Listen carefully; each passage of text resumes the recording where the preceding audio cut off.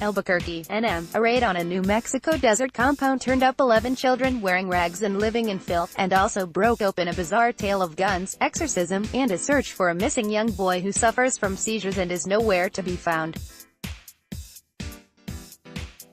The boy's father was among 5 people arrested after the raid near the border with Colorado, and documents made public in a court filing Monday said the father told the boy's mother before fleeing Georgia that he wanted to perform an exorcism on the child because he believed he was possessed by the devil.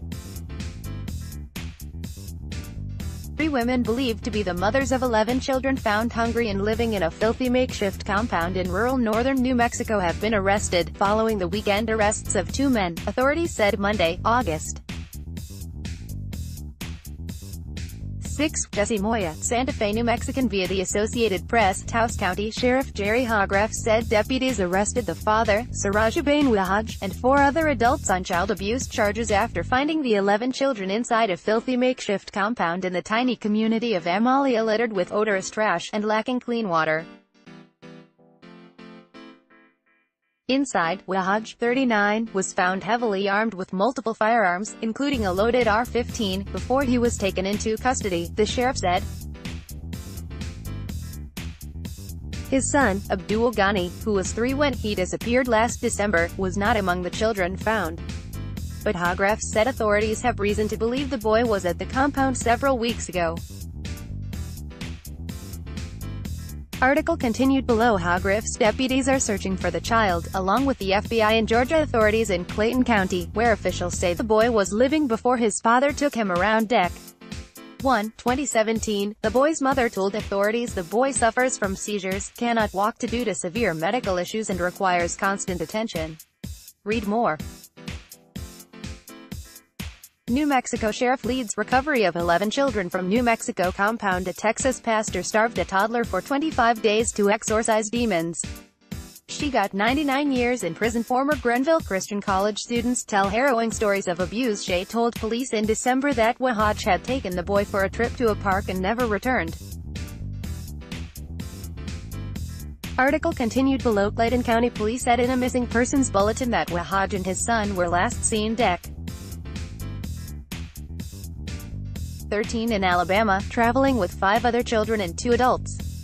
Georgia authorities said Wahaj was traveling through Chilton County on December 13 with 7 children and another adult when their car overturned. Wahaj told police the group was traveling from Georgia to New Mexico to go camping. The trooper who wrote the report said he found no camping equipment in or near the vehicle, but that Wahaj was in possession of 3 handguns, 2 rifles, a bag of ammunition and a bulletproof vest. Wahaj told the trooper that he owned the guns legally and had a Georgia permit to carry concealed weapons. Mr. Wahaj seemed to be very concerned about his weapons and stated several times that they were his property and that he owned them legally, the report said. It was not immediately known Monday whether Wahaj and the others charged in the child abuse case in New Mexico, another man and 3 women believed to be the mother of the 11 children, had retained lawyers. The public defender's office in Taos County did not immediately return telephone message from the Associated Press seeking comment.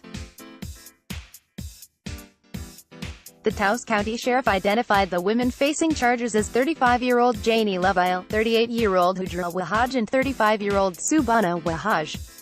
They were arrested in the town of Taos and booked into jail.